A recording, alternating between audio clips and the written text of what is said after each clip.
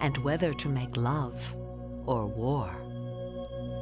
These are the chemicals that control the rhythms of our lives.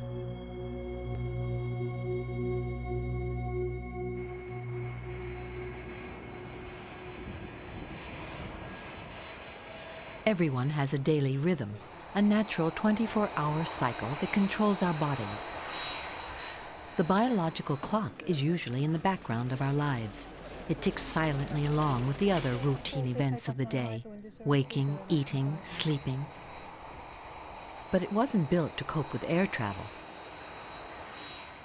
Changing a wristwatch in a new time zone takes only seconds, but the biological clock can't be reset so easily. As it gradually catches up, we suffer days of tiredness and disorientation, the classic signs of the 20th century affliction, jet lag. Jet lag is a side effect of chemical warfare within our bodies, a clash among the hormones that control the biological clock.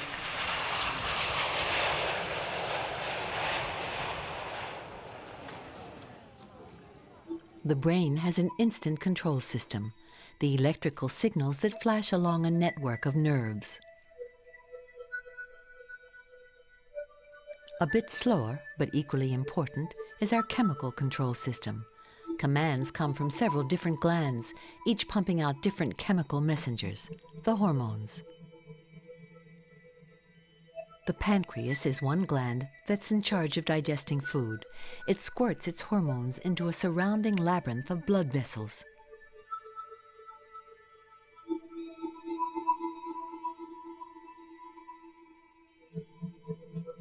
Blood forms an ideal delivery system for carrying hormones to all parts of our bodies.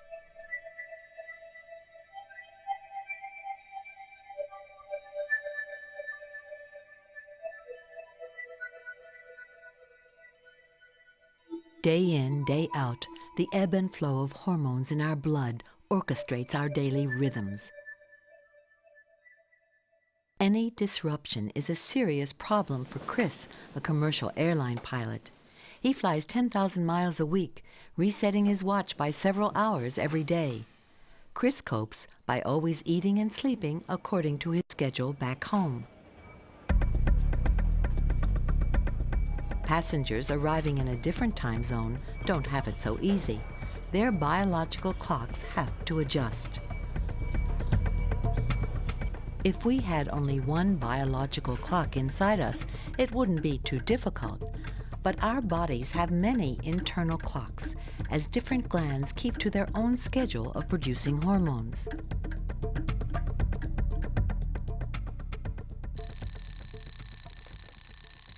At home, Chris's glands naturally work in harmony.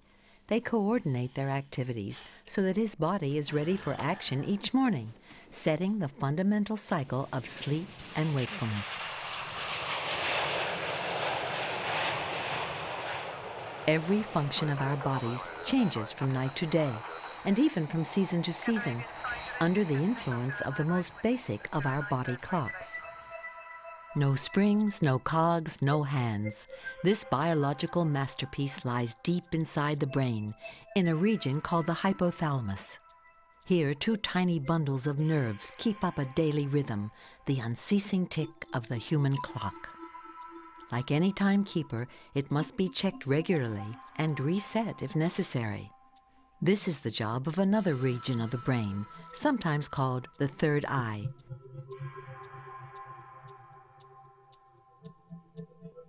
At night, it releases the hormone melatonin.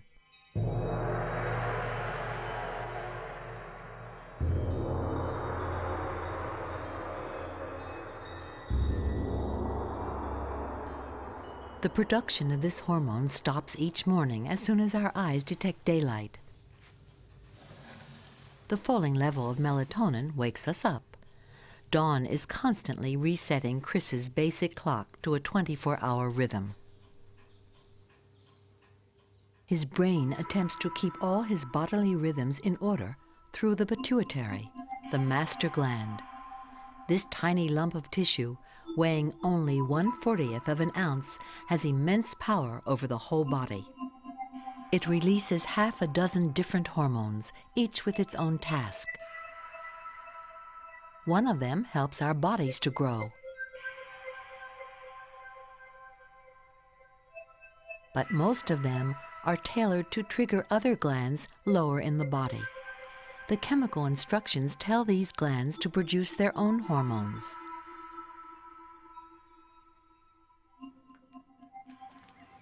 As a result, different hormones are at work on different parts of Chris's body at different times of the day. Early each morning, Chris's pituitary targets the pair of adrenal glands which sit on his kidneys. They tune up his body and mind for a peak performance during the daytime. Hidden under a layer of fat, the adrenal is actually two different glands, one inside the other. The outer layer starts off the daily cycle of hormones.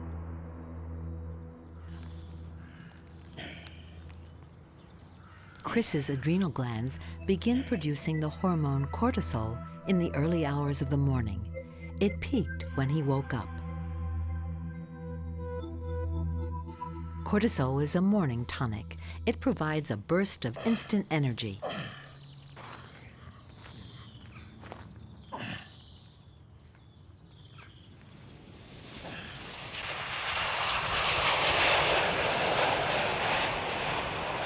The 24-hour rhythm of cortisol is set by the time we're young adults. As we get older, it's more difficult to adjust to changes in the regular cycle. When we travel, cortisol keeps to its old timetable for several days. So adjusting to a long air journey is not just a question of catching up on sleep. The hormones can take a week to sort out their disturbed rhythms. As the morning tonic ebbs away, the inner part of the adrenal gland begins releasing the alertness hormones, adrenaline and noradrenaline. We're departing runway 26 left at Gatwick on a Seaford departure. The first block altitude is 3,000 feet. The aids are set as required. Runway's dry, the weather's good. Flying a plane can be stressful. Chris relies on the adrenal hormones to keep his mind and body in top form. A sudden threat causes these hormones to rise dramatically, even when the disaster is in a flight simulator. Only major problem up to 80 knots. Above 80 knots and up to V1, which is 125, will stop only for any fire warning. Adrenaline makes us afraid, and noradrenaline makes us angry. Because they're produced together, we can experience fear and anger at the same time. When we sense danger, the brain sends nerve signals directly to the adrenal gland, triggering an instant surge of these anger and fear hormones. While we're awake, molecules of both hormones are coursing through our veins. These simple chemicals are almost identical. Just one atom separates fear and anger. Flaps 15 required, gated. They peak when we're under stress. Whatever problems the flight simulator may throw at them, these hormones will help Chris and his co-pilot Tim cope. Normally, the adrenal gland secretes 4 molecules of adrenaline, our fear hormone, for every one of our anger hormone. But some people produce more noradrenaline than others and have shorter tempers. Still, the anger hormone has its positive side. Noradrenaline keeps us alert and helps us concentrate. The pilot of a 757 with 200 passengers on board, confronted by an engine fire on takeoff, needs to be in top form. Thrust set. 80 knots. Check. V1. Right engine fire. Rotate 17. Confirm that's the right engine fire. Chris's brain first notices the alarm. His nervous system responds immediately. It sends commands to the muscles handling the controls. A moment later, the adrenal hormones surge through their bodies. A trained pilot looks cool, but he can't control the inner torrent of hormones. Breathing gets faster and deeper, providing more oxygen. Chris's pupils dilate to improve his eyesight. Flat 5. Flat 5. Saliva and mucus dry up, increasing the size of the passages to his lungs. His heart beats faster, providing more blood for the brain and muscles. Increased perspiration cools his body. Fire the other bottle. His muscles tense and tighten, preparing for rapid or vigorous movements. Is disarmed. Low priority functions like digesting food are postponed to conserve energy. Cat's been fired. And the remaining bottle has been fired. APU, start. Even his blood has been altered. It is now more efficient at fighting infection and would clot more quickly.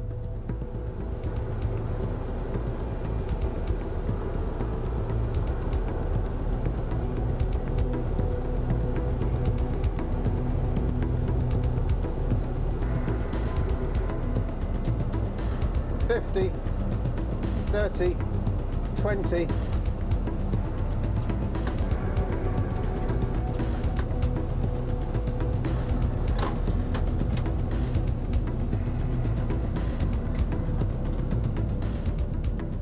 Chris's blood has been packed with adrenaline and noradrenaline through the whole simulated emergency. But as soon as the tension passes, the hormones are broken down. Within 10 minutes, their levels are back to normal. Tower jets at 123, confirm we have no visual outside fire trucks on the way. Even before we're born, hormones are beginning to structure our lives. This 9-week-old fetus, seen inside its mother with an ultrasound scan, is tossing and turning under the influence of the wake-up hormone, cortisol.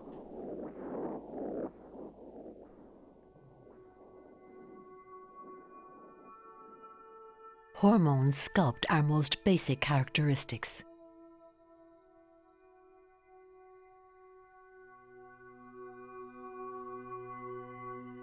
If a child is genetically coded to become a boy, its testes start to produce testosterone, which directs the growth of the male sex organs.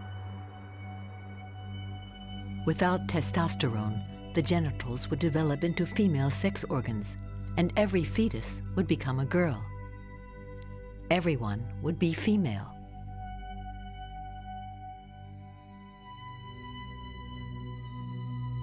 After 15 weeks, the baby's thyroid gland starts to pump out another vital hormone. Thyroxine makes sure that all the child's organs are growing at the proper rate. In very young children, thyroxine controls the growth of nerve cells. But in all of us, it has another task. It sets the rate at which we turn food into new body tissue. Each day, the average adult body has to renew about ½ a pound of muscle and tissue. We all have different levels of thyroxine, so some are better at turning food into body tissue than others. Thyroxine is another fairly simple molecule with a role out of proportion to its size. It determines the rate we burn up the body's reserves of fat and how efficiently we use the food we consume. It's also our thermostat, keeping our bodies at a constant temperature. During their stressful 4 hours in the simulator, Chris and Tim used up a lot more energy and wore out more body cells than usual.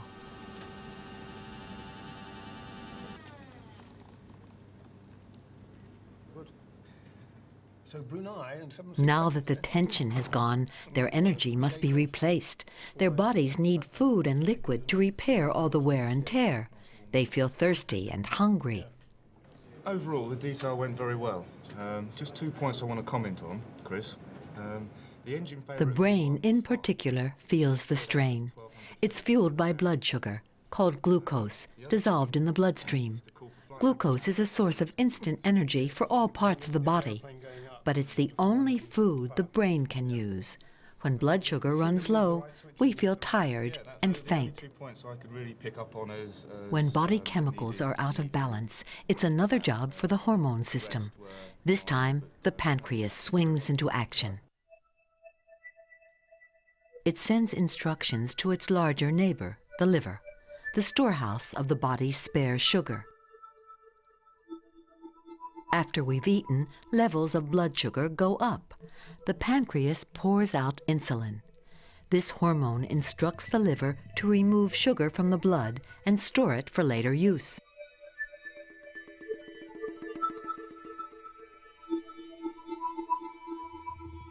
Between meals, the blood sugar falls. The pancreas turns down the insulin supply and steps up the flow of a second hormone, glucagon. It's virtually the opposite of insulin. Under the influence of glucagon, the liver puts sugar back into the blood.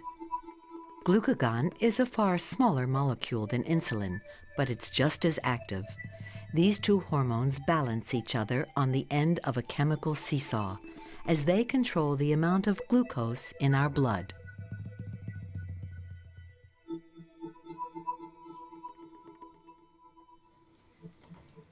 They also cope miraculously well with the strange and complex mixture of chemicals that we inflict on our digestive systems.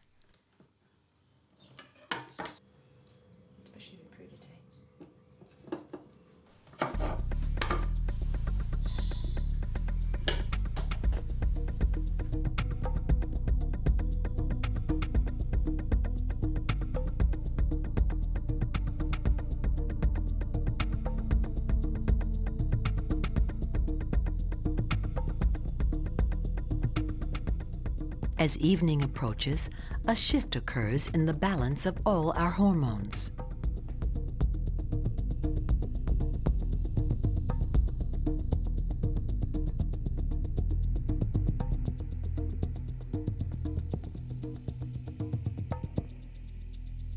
Our biological clock controls some of these changes, but others are under our own control.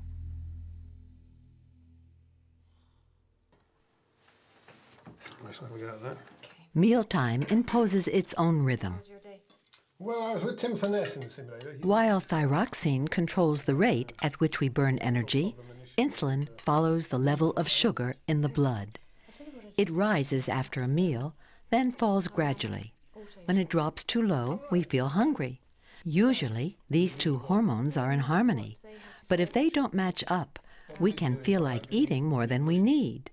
As we age, our appetite remains more or less the same, but we burn energy more slowly, and we put on weight. It's very, very bad. Adrenaline also makes its presence felt at the dinner table. As its level drops towards the end of the day, our senses become less sharp and less discriminating. Food tastes better in the evening. The later you eat, the more you appreciate the food.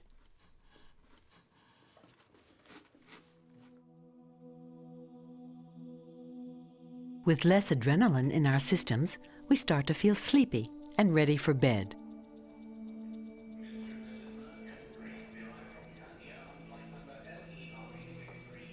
But the transition from fully awake to drowsiness takes time. The levels of hormones in Chris's bloodstream gradually change, instructing his organs and systems to prepare for the night phase of his 24-hour cycle.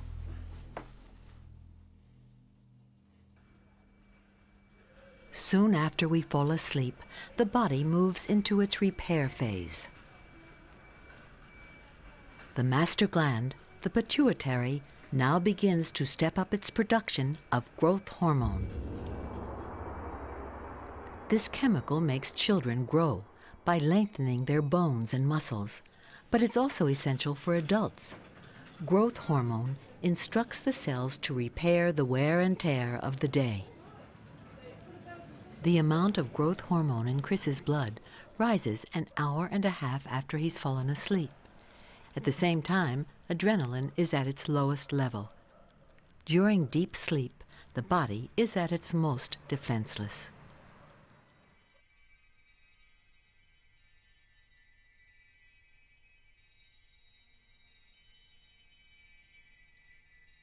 Our blood system constantly teems with hormones, and only particular cells can react to each specific hormone.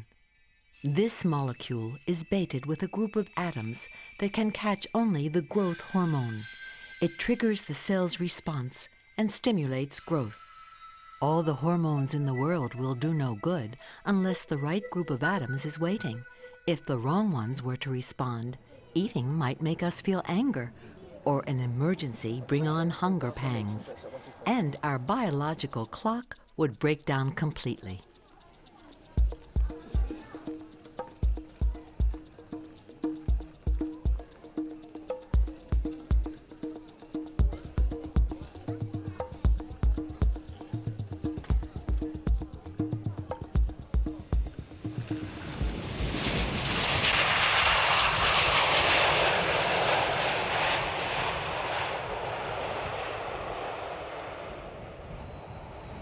Another day, another plane load of passengers, another set of hormones trying to come to terms with a new time zone.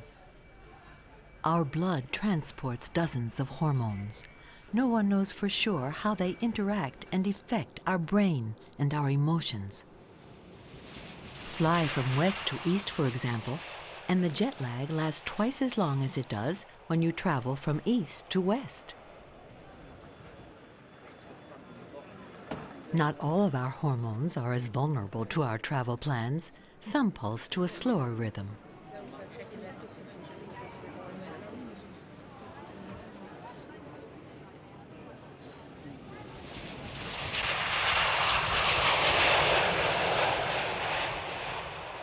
Some of our hormones touch down in our kidneys, controlling the water balance in our systems. Others monitor the saltiness of our blood or shift calcium to and from the bones, transporting vital supplies to every part of our bodies.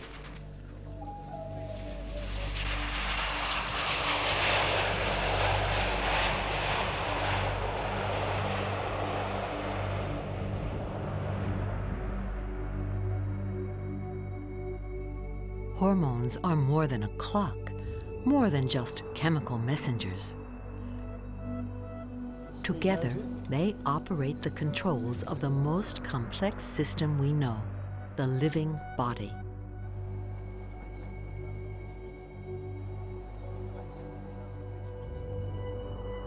When we are beset by a hostile world, hormones adjust our internal chemistry to help us survive.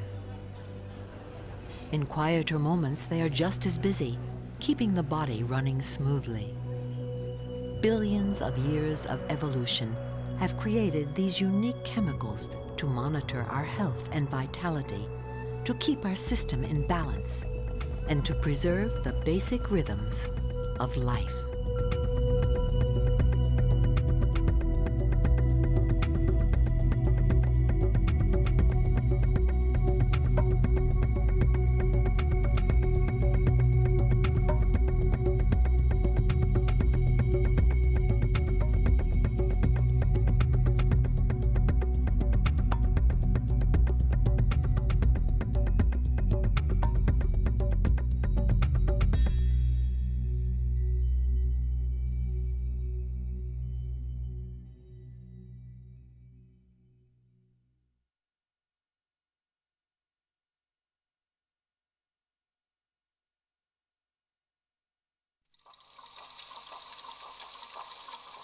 Inside your body, an army is mobilizing. It's defending its homeland against all invaders, whether they come by land or by air. Man the barricades as our bodies fend off attack in a hostile environment. Next on Body Atlas.